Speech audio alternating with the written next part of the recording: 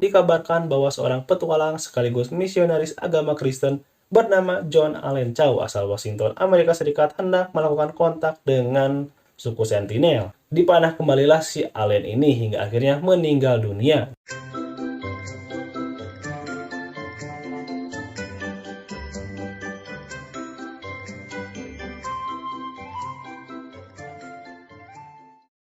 Hai, terima kasih telah mengklik video ini. Selamat datang di channel William Nindra.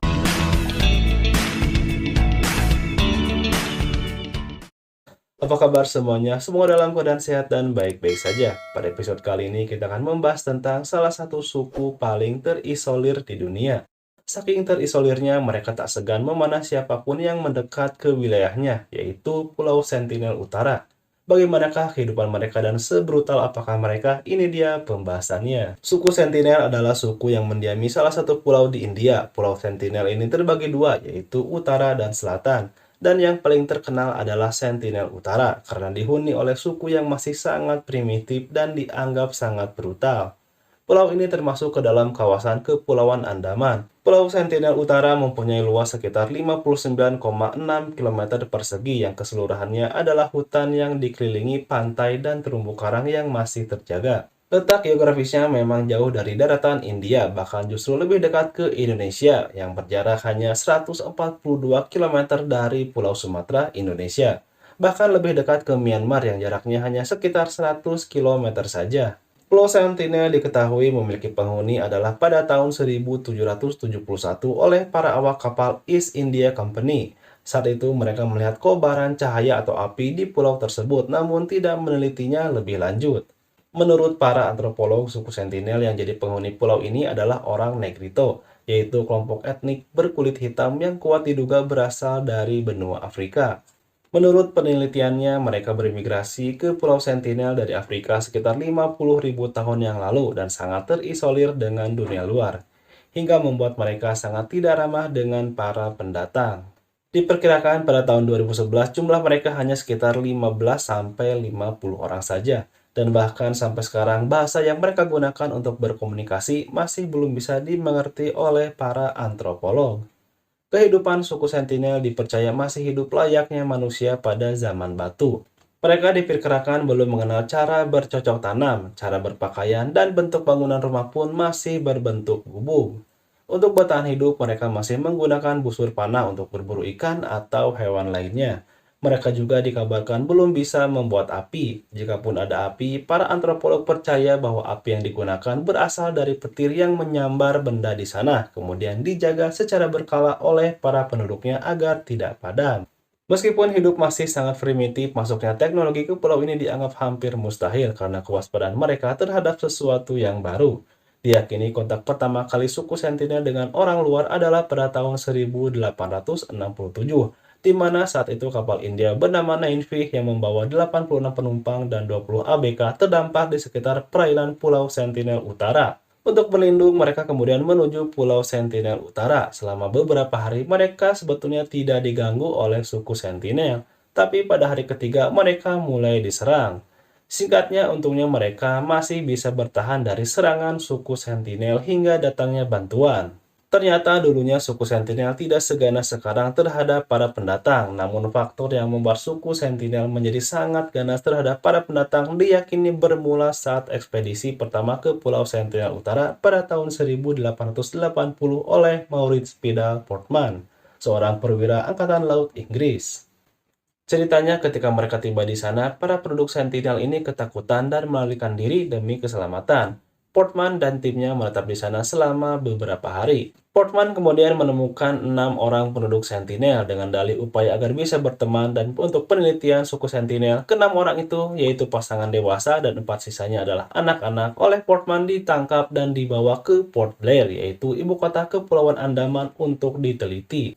Namun selang beberapa lama tinggal di lingkungan yang baru, pasangan Sentinel ini justru meninggal dunia. Kemungkinan karena suatu penyakit atau stres karena tidak biasa di lingkungan yang baru. Setelah beberapa hari, Portman kembali mengirim anak-anak suku Sentinel kembali ke pulaunya dengan membawa beberapa benda yang dijadikan hadiah. Meskipun begitu, ekspedisi dan penelitian mereka dianggap gagal karena pada tahun 1899 Portman dalam bukunya mengatakan bahwa perkenalan dengan suku Sentinel hanya akan menambah teror dan permusuhan mereka terhadap para pendatang. Kemudian di tahun 1967, seorang antropolog India bernama Triloknak Pandit beserta timnya menjalankan misi untuk melakukan kontak langsung dengan suku Sentinel. Upayanya ini tidak berjalan mulus karena mereka ditembaki panah saat baru tiba di muka pantai.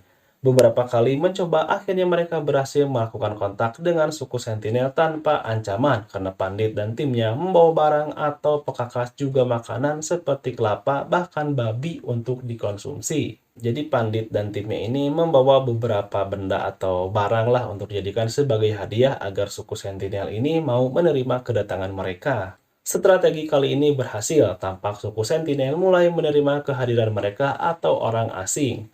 Meskipun begitu, ketegangan masih terasa karena beberapa pemuda Sentinel selalu tampak waspada dengan busur panah yang siap dilesakan. Bahkan disebutkan Pandit sempat mendapat ancaman oleh salah satu pemuda Sentinel menggunakan pisau. Singkatnya, demi keamanan, penelitian ini pun kemudian dihentikan. Kemudian pada tahun 1974, sekelompok peneliti mendatangi pulau tersebut, tapi saat hendak memfilmkan kehidupan suku Sentinel, salah satu tim dokumenter dari National Geographic yang tergabung dalam tim justru mendapat luka tombak di kakinya saat melakukan pengambilan gambar di sana. Untungnya dia masih selamat dan rekaman tentang Pulau Sentinel Utara pun diabadikan dalam film dokumenter berjudul Man in Search of Man. Awal tahun 1991, tim yang tergabung dalam Anthropological Survey of India atau ANSI kembali berhasil memasuki dan melakukan kontak dengan suku Sentinel. Di antara tim antropolog itu hanya ada satu wanita, yaitu Madhumala Chattopadhyay. Ia pada Januari 1991 berhasil mendapatkan kesempatan untuk bergabung dengan tim yang akan mengunjungi Pulau Sentinel Utara. Walaupun sempat diragukan karena tim khawatir akan keselamatannya, akhirnya ia diizinkan untuk bergabung dan menjadikannya sebagai antropolog wanita pertama yang melakukan kontak langsung dengan suku Sentinel. Saat itu tim Madu mencapai pulau dengan perahu kecil dan mengalami kesulitan untuk berlabuh. Beberapa anggota suku Sentinel tampak siaga berada di pinggir pantai dengan membawa busur panah. Kemudian mereka menyerahkan buah kelapa sebagai hadiah dengan cara mengapungkan buahnya ke arah mereka. Secara mengejutkan, anggota suku Sentinel menginjakkan kaki ke air untuk mengambil kelapa tersebut. Hingga sekitar 3 jam selanjutnya, pria-pria Sentinel berulang kali masuk ke dalam air untuk mengumpulkan kelapa yang dibagikan oleh tim, sementara wanita dan anak-anak menonton dari kejauhan. Meski mereka menerima kelapa yang diberikan para antropolog, tetap saja mereka berada dalam ancaman karena dari kejauhan tampak pria muda berusia sekitar 20 tahunan yang sedang berdiri bersama perempuan lainnya di pantai sambil mengangkat busurnya. Saat itu Madu langsung berusaha keras memanggil pria itu menggunakan bahasa suku lain yang dipelajarinya dari wilayah lain agar ia mau mengambil kelapa. Wanita yang berada di sebelah pemuda 20 tahunan tersebut kemudian meminta atau menyuruhnya agar mengambil kelapa yang dibagikan oleh Madu dan timnya. Tak lama kemudian, beberapa anggota suku datang dan menyentuh perahu yang Madu dan timnya tumpangi dan mulai menunjukkan bahwa mereka tak takut lagi terhadap kedatangan mereka. Dianggap merasa aman, tim ANSI kemudian merapat ke bibir pantai. Namun suku Sentinel tidak mengajak mereka ke tempat tinggalnya. Singkat cerita, setelah misi dianggap sukses, tim ANSI pun kembali pulang ke asalnya. Lalu 10 bulan kemudian, Madu dan timnya datang kembali ke Pulau Sentinel Utara dengan membawa tim yang lebih besar. Karena pemerintah ingin membuat suku Sentinel familiar dengan orang-orang baru. Saat tim ANSI datang, para suku Sentinel mulai menghampiri dan mendekati kapal tanpa senjata dan mereka sudah berani naik ke dalam perahu dan mengambil sekarung buah sekaligus dan bahkan sempat membawa senapan milik polisi karena mengira hanya sebuah logam biasa. Komunikasi pun terjalin di antara mereka, namun sayang keakraban itu berubah ketika salah satu peneliti mencoba mengambil hiasan daun yang dikenakan anggota suku yang membuatnya marah dan mengeluarkan pisaunya. Tim pun diusir saat itu juga. Emang ada aja gitu ya, kalau kita pergi bareng-bareng suka ada gitu temen yang iseng yang bikin kacau suasana.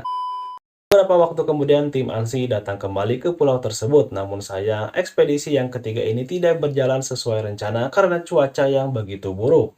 Sehingga ketika mereka sampai di pantai, tidak ada satu orang pun di sana. Tim pun dengan terpaksa kembali tanpa hasil. Itulah terakhir kalinya Madu mengunjungi Pulau Sentinel Utara karena ia sudah sibuk sebagai Menteri Keadilan dan Pemberdayaan Sosial India saat itu. Karena suku Sentinel tidak mengenal peradaban dari luar, dikhawatirkan mereka tidak akan tahan terhadap penyakit-penyakit baru. Maka dari itu, pemerintah India melarang segala aktivitas di sekitar Pulau Sentinel, kecuali patroli di perairan pulau ini yang dilakukan oleh Angkatan Laut India. Ada hal yang cukup menggelitik mengenai suku Sentinel ini, yaitu saat tsunami tahun 2004 yang menerjang Samudra Hindia membuat pemerintah India khawatir akan keselamatan mereka. Singkatnya, dikirimlah helikopter untuk memantau dan memberikan bantuan kepada suku Sentinel. Tapi ternyata kedatangan tim ini disambut oleh tembakan panah dari para penduduk Sentinel, yang berarti mereka baik-baik saja. Hal inilah yang membuat pemerintah India merasa lega karena ditembaki oleh mereka. Selama bertahun-tahun, pemerintah India telah menetapkan Pulau Sentinel Utara sebagai area terlarang untuk dikunjungi hingga menurunkan angkatan lautnya untuk berpatroli. Tapi tetap saja ada yang lolos. Dan pada akhir November tahun 2018 lalu, dikabarkan bahwa seorang petualang sekaligus misionaris agama Kristen bernama John Allen Chow asal Washington, Amerika Serikat hendak melakukan kontak dengan suku Sentinel. Ia bermaksud untuk mengenalkan ajaran Kristen kepada para penduduknya. Menurut keterangan para saksi, ia berangkat pada malam hari melalui pelabuhan Blair dengan membayar nelayan agar mau mengantarkannya. Namun sayang, niat baik pria berusia 27 tahun ini malah berakibat buruk di mana ia malah ditembaki dengan panah. Alhasil ia pun tidak jadi untuk turun. Singkat cerita, pasca kejadian tersebut, ia kembali ke tempat asal untuk memulihkan kondisinya.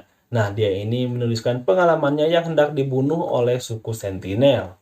Bukannya trauma, kejadian itu justru membuat dia semakin bertekad melakukan interaksi dengan mereka. Tapi namanya juga suku primitif, mereka menganggap siapa saja yang datang adalah ancaman. Dipanah kembalilah si Allen ini hingga akhirnya meninggal dunia. Dan jasadnya ini keesokan harinya terlihat oleh ABK kapal-kapal yang melintas tengah diikat tali dan dikabarkan juga jasadnya kemudian dikubur oleh suku Sentinel. Jadi jenazah Allen ini sampai sekarang tidak dievakuasi. Tragedi yang menimpa Allen ini tentunya menyita perhatian publik saat itu. Atas tragedi yang menimpa John Allen tersebut, pemerintah India semakin keras akan menangkap siapa saja yang berani ke pulau tersebut tanpa seizin pihak berwenang. Bukan apa-apa, tapi semua ini demi keamanan dan keselamatan semuanya. Bahkan dikabarkan pemerintah memperbolehkan suku Sentinel membunuh siapa saja yang mendekat Pulau Sentinel Utara. Jadi dilegalkanlah istilahnya kalau misalkan para penduduk Sentinel ini membunuh orang yang datang tanpa izin. Makanya nih kalian jangan bandel mau ke sana. Kalau sampai mati di panah, pemerintah India tidak akan bertanggung jawab, malah kita yang akan disalahkan. Itu tadi pembahasan tentang suku Sentinel yang merupakan suku paling terisolir di dunia hingga kini. Terima kasih buat yang sudah menonton video ini sampai akhir. Semoga dapat menambah wawasan dan menghibur tentunya. Sampai jumpa di episode selanjutnya. William Indra, pamit.